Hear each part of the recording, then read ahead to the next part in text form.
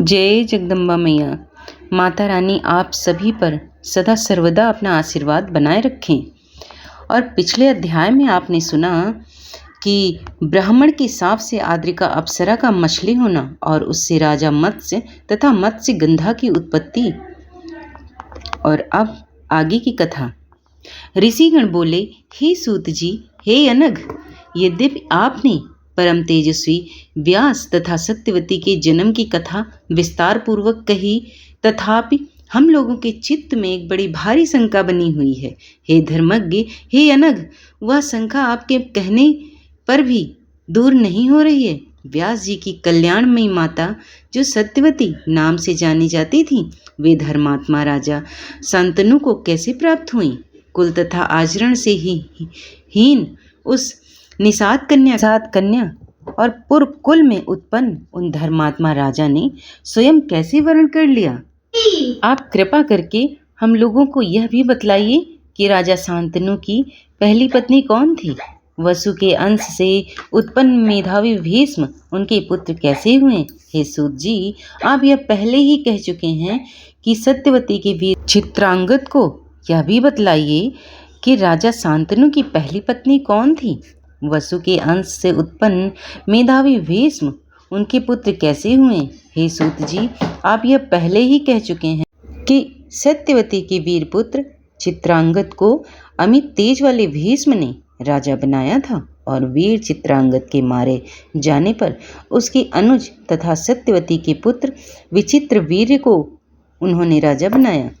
रूप संपन्न तथा ज्येष्ठ पुत्र धर्मात्मा भीष्म के रहते हुए विचित्र वीर्य ने राज्य कैसे किया? और सब कुछ जानते हुए भी भीष्म ने उन्हें राज्य पर कैसे स्थापित किया? विचित्र वीर्य के मरने पर अत्यंत दुखित माता सत्यवती ने अपने दोनों पुत्र वधुओं से 2 गोलक पुत्र कैसे उत्पन्न कराए? उन सुंदरी सत्यवती ने उस समय ज्येष्ठ पुत्र भीष्म को राजा क्यों नहीं बनाया? और उन पराक्रमी भीष्म ने अपना विवाह क्यों नहीं किया? अमित तेजस्वी बड़े भाई व्यास ने ऐसा अधर्म क्यों किया जो कि उन्होंने नियोग द्वारा 2 पुत्र उत्पन्न किए? पुराणों के रचयिता व्यास मुनि ने धर्मज्ञ होते हुए भी ऐसा कार्य क्यों किया? हे सूत जी, क्या यही वेदों से अनुमोदित शिष्टाचार है? हे मेधाविन, आप व्यास जी के शिष्य हैं, इसलिए आप हमारी इन सभी शंकाओं का समाधान करने में समर्थ हैं। हम सभी इस धर्म क्षेत्र में इन प्रश्नों के उत्तर सुनने को उत्सुक हो रहे हैं। सूत जी बोले, हे मुनियों, इच्छा कुल में महाभीष्म नाम के एक सत्यवादी धर्मात्मा और चक्रवर्ती राजा उत्पन्न हुए। ऐसा कहा जाता है कि उन बुद्धिमान राजाओं ने हजारों अश्वमेध तथा सैकड़ों वाजपेयी यज्ञ करके इंद्र को संतुष्ट किया और स्वर्ग प्राप्त किया था। एक बार राजा महाभीष्म ब्रह्मा लोक गए। वहां प्रजापति की सेवा के लिए सभी देवता आए हुए थे। उस समय देवनंदी गंगा जी भी ब्रह्मा जी की सेवा में उपस्थित थी। उस समय तीव्रगामी पवन ने उनका वस्त्र उड़ा दिया। सभी देवता अपना सिर नीचे किए हुए उन्हें बिना देखे खड़े रहे, किंतु राजा महाभीष्म निशंक भाव से उनकी ओर देखते रह गए। उन गंगा नदी ने भी राजा को अपने पर प्रेमासक्त जाना। उन दोनों को इस प्रकार मुग्ध देखकर ब्रह्मा जी क्रोधित हो गए और कोपाविष्ट होकर शीघ्र ही उन दोनों को शाप दे दिया। हे राजन, मनुष्य लोक में तुम्हारा जन्म होगा। वहाँ जब तुम अधिक पुण्य एकत्र कर लोगे तब पुनः स्वर्गलोक में आओगे। गंगा को महाभीष्म राजा पर प्रेमासक्त जानकर ब्रह्मा जी ने उन्हें गंगा को भी उसी प्रकार शाप दे दिया। इस प्रकार वे दोनों दुखी मन से ब्रह्मा जी के पास से शीघ्र ही चले गए। राजा अपने मन में सोचने लगी कि इस मृत्युलोक में कौन ऐसे राजा हैं जो धर्मपरायण हैं। ऐसा विचार कर उन्होंने पूर्ववंशीय महाराज प्रदीप को ही पिता बनाने का निश्चय कर लिया। इसी बीच 8 वसु अपनी अपनी स्त्री के साथ विहार करते हुए स्वेच्छा महर्षि वशिष्ठ के आश्रम पर आ पहुँचे। उन पृथु आदि वासुओं में द्यो नामक एक श्रेष्ठ वसु थे। उनकी पत्नी ने नंदिनी नंदिनी गौ को देखकर अपने पति से पूछा कि ये सुंदर गाय किसकी है। दोनों उससे कहा कि हे सुंदरी सुनो, यह महर्षि वशिष्ठ की गाय है। इस गाय का दूध स्त्री या पुरुष जो कोई भी पीता है उसकी आयु 10,000 वर्ष की हो जाती है और उसका यौवन सर्वदा बना रहता है। यह सुनकर उस सुंदरी स्त्री ने कहा, मृत्यु लोक में मेरी एक सखी है। मेरी वह सखी राजर्षि उसी नर की परम सुंदरी कन्या है। हे महाभाग, उसके लिए अत्यंत सुंदर तथा सब प्रकार की कामनाओं को देने वाली एक गाय को बछड़े सहित अपने आश्रम में ले चलिए। जब मेरी सखी इसका दूध पिएगी तब वह निर्जरा एवं रोग रहित होकर मनुष्यों में एकमात्र अद्वितीय बन जाएगी। उसका वचन सुनकर द्यो नाम की वसु ने पृथु आदि 8 वसुओं के साथ जितेंद्रीय मुनि का अपमान करके नंदिनी का अपहरण कर लिया। नंदिनी का हरण हो जाने पर महातपस्वी वशिष्ठ फल लेकर शीघ्र ही अपने आश्रम आ गए। जब मुनि ने अपने आश्रम में बछड़े सहित नंदिनी गाय को नहीं देखा तब वे तेजस्वी वनों एवं गुफाओं में उसे ढूंढने लगे। जब वह गाय नहीं मिली तब वरुण पुत्र मुनि वशिष्ठ जी ध्यान योग से उसे वसुओं के द्वारा हरी गई जानकर अत्यंत कुपित हो गए। वसुओं ने मेरी अवमानना करके मेरी गौ चुरा ली। वे सभी मानव योनियों में जन्म ग्रहण करेंगे, इसमें संदेह नहीं है। इस प्रकार धर्मात्मा वशिष्ठ जी ने उन वसुओं को शाप दे दिया। यह सुनकर वे सभी वसु खिन्नमनस्क और दुखित हो गए और वहाँ से चल दिए। हमें शाप दे दिया गया है यह जानकर वे ऋषि वशिष्ठ के पास पहुँचे और उन्हें प्रसन्न करते हुए वे सभी वसु उनके शरणागत हो गए। तब धर्मात्मा मुनि वशिष्ठ जी ने उन सामने खड़े वसुओं को देखकर, तुम लोगों से 7 वसु 1-1 वर्ष के अंतराल में शाप से मुक्त हो जाएंगे, परंतु जिसने मेरी प्रिय सतवत्सा नंदिनी का अपहरण किया है वह द्यो नामक वसु मनुष्य शरीर में ही बहुत दिनों तक रहेगा। उन अभिशप्त वसुओं ने मार्ग में जाती हुई नदियों में उत्तम गंगा जी को देखकर उन अभिशप्त तथा चिंतातुर गंगा जी से प्रणाम पूर्वक कहा, हे देवी, अमृत पीने वाले हम देवता मानव कुछ से कैसे उत्पन्न होंगे, यह हमें महान चिंता है। अतः हे नंदिनियों में श्रेष्ठ आपकी मानुषी बनकर हम लोगों को जन्म दें। पृथ्वी पर शांतनु नामक एक राजर्षि हैं, वे अन्यथे आप उन्हीं की भार्या बन जाएं और सुरपगे हमें क्रमशः जन्म लेने पर आप जल में छोड़ती जाएं। आपके ऐसा करने से हम लोग भी शाप से मुक्त हो जाएंगे, इसमें संदेह नहीं है। गंगा जी जब उनसे तथास्तु कह दिया तब वे सब वसु अपने अपने लोक को चले गए और गंगा जी भी बार बार विचार करती हुई वहाँ से चली गईं। उस समय राजा महाभी सने राजा प्रतीप के रूप में जन्म लिया। उन्हीं का यह नाम शांतनु पड़ा, जो सत्य प्रतिज्ञ एवं धर्मात्मा राजर्षि हुए। महाराज प्रतीप ने परम तेजस्वी भगवान सूर्य की आराधना की। उस समय जल में से एक परम सुंदर स्त्री निकल पड़ी और वह सुमुखी आकर तुरंत ही महाराज के शौल वृक्ष के समान विशाल दाहिने जंघे पर विराजमान हो गई। अंक में बैठी हुई उस स्त्री से राजा ने पूछा, हे वरानने, तुम मुझसे बिना पूछे ही मेरे शुभ दाहिने जंघे पर क्यों बैठ गई? उस सुंदरी ने उनसे कहा, हे नृपश्रेष्ठ, हे कुरुश्रेष्ठ, मैं जिस कामना से आपके अंक में बैठी हैं उस कामना वाली मुझे आप स्वीकार करें। उस रूप यौवन संपन्ना सुंदरी से राजा ने कहा, मैं किसी सुंदरी पर स्त्री को काम की इच्छा से नहीं स्वीकार करता।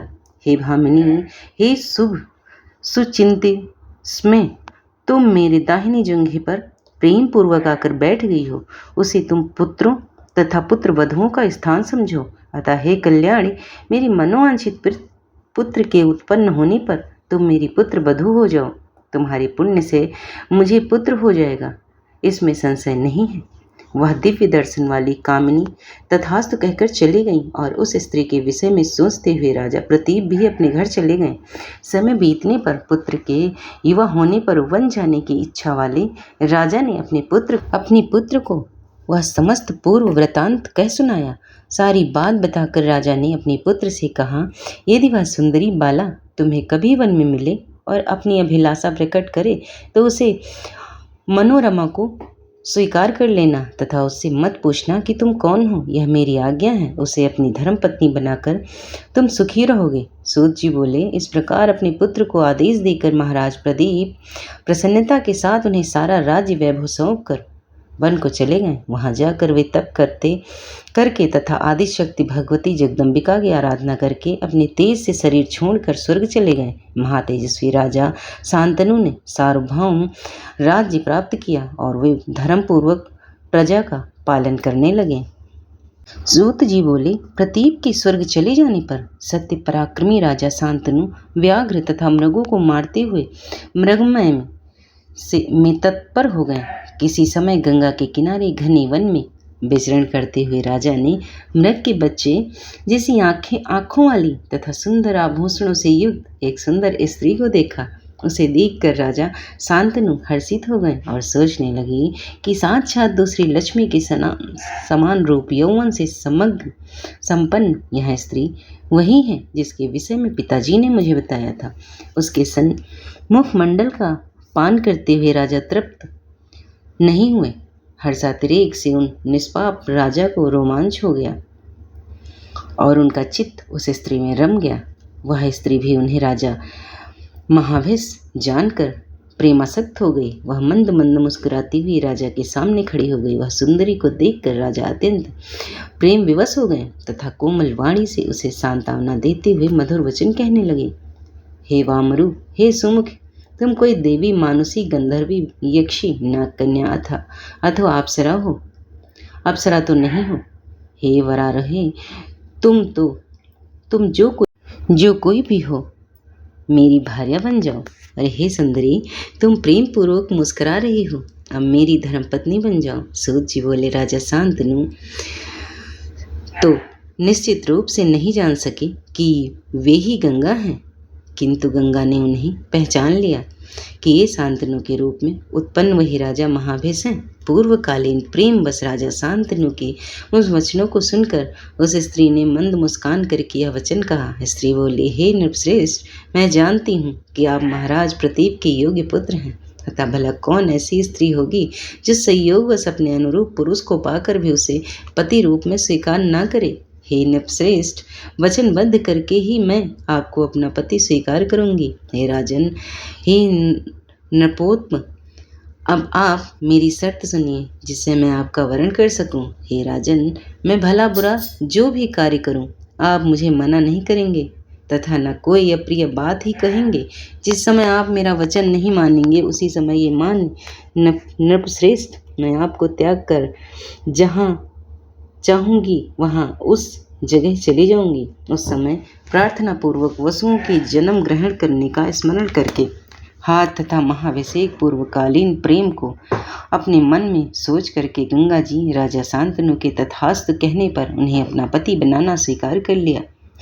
इस प्रकार मानवीय रूप धारण करने वाली रूपवती तथा सुंदर वर्ण वाली गंगा महाराज शांतनु की पत्नी बनकर राजभवन में पहुंच गई। राजा शांतनु उन्हें पाकर सुंदर उपवन में विहार करने लगी। भावों को जानने वाली वे सुंदरी गंगा भी राजा शांतनु के साथ विहार करने लगी। उनके साथ महाराज शांतनु को क्रीड़ा करते अनेक वर्ष बीत गए, पर उन्हें समय बीतने का बोध न हुआ और वे उन मृगलोचन के साथ उसी प्रकार विहार करते थे जिस प्रकार इंद्राणी के साथ इंद्र सर्वगुण संपन्ना गंगा तथा चतुर शांतनु भी दिव्य भवन में लक्ष्मी तथा नारायण की भांति विहार करने लगे। इस प्रकार कुछ समय बीत जाने पर गंगा जी ने महाराज शांतनु से गर्भ धारण किया और यथा समय उन सुनैनी ने एक वसु को पुत्र रूप में दिया। उन्होंने उस बालक को उत्पन्न होते ही तत्काल जल में फेंक दिया। इस प्रकार दूसरे, तीसरे, चौथे, पांचवें, छठे तथा सातवें पुत्र के मारे जाने पर राजा शांतनु को बड़ी चिंता हुई। उन्होंने सोचा, अब मैं क्या करूं? मेरा वंश इस पृथ्वी पर सुस्थिर कैसे होगा? इस पापिनी ने मेरे 7 पुत्र मार डाले। यदि इसे रोकता हूँ तो यह मुझे त्याग कर चली जाएगी। मेरा अभिलाषित 8वां गर्भ भी इसे प्राप्त हो गया है। यदि अब भी मैं इसे रोकता नहीं तो यह इसे भी जल में फेंक देगी। यह भी मुझे महान संदेह है कि भविष्य में कोई और संतति होगी अथवा नहीं। यदि उत्पन्न हो भी तो पता नहीं कि यह दुष्टा उसकी रक्षा करेगी अथवा नहीं। यह संशय की स्थिति में अब मैं क्या करूं? वंश की रक्षा के लिए मुझे कोई दूसरा यत्न करना ही होगा। तदनंतर यथा समय जब वह 8वां देव नामक वसु पुत्र रूप में उत्पन्न हुआ, जिसने अपनी स्त्री के वशीभूत होकर वशिष्ठ की नंदिनी गौ का हरण कर लिया था, तब उस पुत्र को देखकर राजा शांतनु गंगा जी के पैरों पर गिरते हुए कहने लगे, हे तन्वांगी, मैं तुम्हारा दास हूँ। हे शुचि स्मते, मैं प्रार्थना करता हूँ। मैं इस पुत्र को पालना चाहता हूँ, अतः इसे जीवित ही मुझे दे दो। हे करभोरु, तुमने मेरे 7 सुंदर पुत्रों को मार डाला, किंतु इस 8वें पुत्र की रक्षा करो। हे सुश्रेणी, मैं तुम्हारे पैरों पर पड़ता हूँ। हे परम रूपवती, इसके बदले तुम मुझसे जो मांगोगी मैं वह दुर्लभ वस्तु भी तुम्हें दूंगा। अब तुम मेरे वंश की रक्षा करो। विद्वानों ने कहा है कि पुत्रहीन मनुष्य की स्वर्ग में भी गति नहीं होती। इसी कारण हे सुंदरी, अब मैं इस 8वें पुत्र के लिए याचना करता हूँ। राजा शांतनु के ऐसा कहने पर भी जब गंगा उस पुत्र को लेकर जाने को उद्यत हुई, तब उन्होंने अत्यंत कुपित एवं दुखित होकर उनसे कहा, हे पापिनी, अब मैं क्या करूं? क्या तुम नरक से भी नहीं डरती? तुम कौन हो? लगता है कि तुम पापियों की पुत्री हो, तभी तो तुम सदा पाप कर्म में लगी रहती हो। अब तुम जहाँ चाहो वहाँ जाओ या रहो, किंतु यह पुत्र यहीं रहेगा। हे पापिनी, अपने वंश का अंत करने वाली ऐसी तुम्हें रखकर भी मैं क्या करूँगा? राजा के ऐसा कहने पर उस नवजात शिशु को लेकर जाती हुई गंगा ने क्रोधपूर्वक उनसे कहा, पुत्र की कामना वाली मैं भी इस पुत्र को वन में ले जाकर पालूंगी। शर्त के अनुसार अब मैं चली जाऊंगी, क्योंकि आपने अपना वचन तोड़ा। हे राजन, मुझे आप गंगा जानिए। देवताओं का कार्य संपन्न करने के लिए ही मैं यहाँ आई थी। महात्मा वशिष्ठ ने प्राचीन काल में 8 वसुओं को शाप दिया था कि तुम सब मनुष्य योनि में जाकर जन्म लो। तब चिंता से व्याकुल होकर 8 वसु मुझे वहाँ स्थित देखकर कहने लगे, हे अनघे, आप हमारी माता बने। अतः हे नृपश्रेष्ठ, उन्हें वरदान देकर मैं आपकी पत्नी बन गई। आप ऐसा समझ लीजिए कि देवताओं का कार्य सिद्ध करने के लिए ही मेरा जन्म हुआ है। वे 7 वसु तो आपके पुत्र बनकर ऋषि के शाप से विमुक्त हो गए। यह 8वां वसु कुछ समय तक आपके पुत्र रूप में विद्यमान रहेगा। अतः हे महाराज शांतनु, मुझ गंगा के द्वारा दिए हुए पुत्र को आप स्वीकार कीजिए। इसे 8वां वसु जानते हुए आप पुत्र सुख का भोग करें, क्योंकि हे महाभाग, यह गंगे बड़ा ही बलवान होगा। अब इसे मैं वहीं ले जा रही हूँ जहाँ मैंने आपका पति रूप से वर्ण किया था। हे राजन, इसे पाल कर इसके युवा होने पर मैं पुनः आपको दे दूंगी, क्योंकि मातृहीन बालक न जी पाता है और न सुखी रहता है। ऐसा कहकर उस बालक को लेकर गंगा वहीं अंतर ध्यान हो गई। राजा भी अत्यंत दुखित होकर अपने राजभवन में रहने लगे। महाराज शांतनु स्त्री तथा पुत्र के वियोग जन्य महान कष्ट का सदा अनुभव करते हुए भी किसी प्रकार राज्य कार्य संभालने लगे। कुछ समय बीतने पर महाराज आखेटक के लिए वन में गए। वहाँ अनेक प्रकार के मृगगणों, भैंसों तथा सूकरों को अपने बाणों से मारते हुए गंगा जी के तट पर जा पहुँचे। उस नदी में बहुत थोड़ा जल देख कर वे राजा शांतनु बड़े आश्चर्य में पड़ गए। उन्होंने वहां नदी के किनारे खेलते हुए उस बालक को महान धनुष को खींचकर बहुत से बाणों को छेड़ते हुए देखा। उसे देखकर राजा शांतनु बड़े विस्मित हुए और कुछ भी नहीं जान पाए। उन्हें यह भी स्मरण न हो पाया कि यह मेरा पुत्र है या नहीं। उस बालक ने अतिमानवीय कृत्य बाण चलाने के हस्त लाघव असाधारण विद्या और कामदेव के समान सुंदर रूप को देखकर अत्यंत विस्मित राजा ने उनसे पूछा कि हे निर्दोष बालक, तुम किसके पुत्र हो? किंतु उस वीर बालक ने कोई उत्तर नहीं दिया और वह बाण चलाता हुआ अंतर्ध्यान हो गया। तब राजा शांतनु चिंतित होकर वह सोचने लगी, कहीं यह मेरा पुत्र तो नहीं, अब मैं क्या करूं और कहाँ जाऊं। जब उन्होंने वहीं खड़े होकर समाहित चित्त में गंगा जी की स्तुति की, तब गंगा जी ने प्रसन्न होकर पहले के ही समान एक रूपवती स्त्री के रूप में उन्हें दर्शन दिया। सर्वांग सुंदरी गंगा जी को देखकर राजा शांतनु बोले, हे गंगे, यह बालक कौन था और कहाँ चला गया? आप उसे मुझको दिखा दीजिए। गंगा जी बोली, हे राजेंद्र, यह आपका ही पुत्र 8वां वसु है, जिसे मैंने पाला है। यह महातपस्वी गंगे को मैं आपको सौंपती हूँ। हे सुव्रत, यह बालक आपके इस कुल की कीर्ति को बढ़ाने वाला होगा।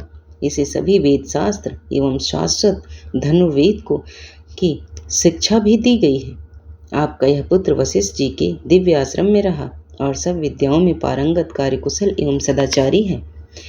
जिस विद्या को जमदग्नि पुत्र परशुराम जानते हैं, उसे आपका यह पुत्र जानता है। राजेंद्र, हे नराधिप, आप इसे ग्रहण कीजिए, जाइए और सुखपूर्वक रहिए। ऐसा कहकर तथा वह पुत्र राजा को देखकर गंगा जी अंतर्ध्यान हो गई। उसे पाकर राजा शांतनु बहुत आनंदित और सुखी हुए। राजा शांतनु पुत्र का आलिंगन करके तथा उसका मस्तक सूंघकर और उसे अपने रथ पर बैठाकर अपने नगर की ओर चल पड़े। राजा ने हस्तिनापुर जाकर महान उत्सव किया और देवयोग को बुलाकर शुभ मुहूर्त पूछा। राजा शांतनु ने सब प्रजाजनों तथा सभी श्रेष्ठ मंत्रियों को बुलाकर गंगा पुत्र को युवराज पद पर बिठा दिया। वह सर्वगुण संपन्न पुत्र को युवराज बनाकर वे धर्मात्मा शांतनु सुखपूर्वक रहने लगे। अब उन्हें गंगा जी की भी सुधि नहीं आ रही थी। सूत जी बोले, इस प्रकार मैंने आप सबको वसुओं के शाप का कारण, गंगा के प्राकट्य तथा भीष्म की उत्पत्ति का वृतांत कह दिया। जो मनुष्य गंगावतरण और वसुओं की उद्भव की इस पवित्र कथा को सुनता है, वह सब प्रकार के पापों से मुक्त हो जाता है, इसमें संदेह नहीं है। हे मुनि श्रेष्ठ, मैंने यह पवित्र पुण्यदायक तथा वेद सम्मत पौराणिक आख्यान जैसा व्यास जी के मुखर बिंदु से सुना था, वैसा आप लोगों से कह दिया। दैपायन व्यास जी के मुख से निसृत यह श्रीमद् देवी भागवत पुराण बड़ा ही पवित्र, अनेक कथाओं से परिपूर्ण तथा सर्ग प्रतिसर्ग आदि 5 पुराण लक्षणों से युक्त है।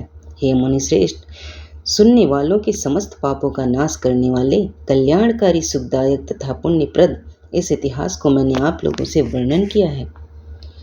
तो प्रिय भक्तजनों, आज की कथा यहीं पर समाप्त होती है और आगे की कथा जरूर सुनिएगा। और अगर पसंद आ जाए तो चैनल को लाइक, शेयर, सब्सक्राइब करना बिल्कुल मत भूलिएगा। धन्यवाद।